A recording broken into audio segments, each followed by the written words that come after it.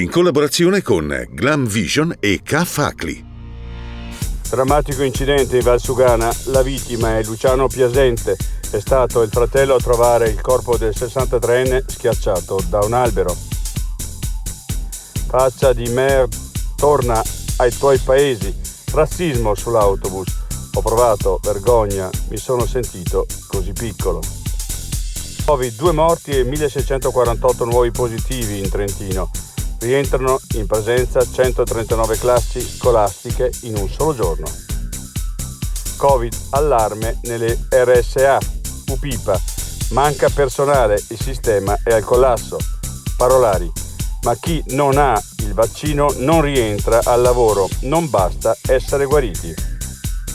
Elezioni Quirinale e Mattarella bis, il Parlamento conferma l'incarico per un secondo mandato al Presidente della Repubblica uscente.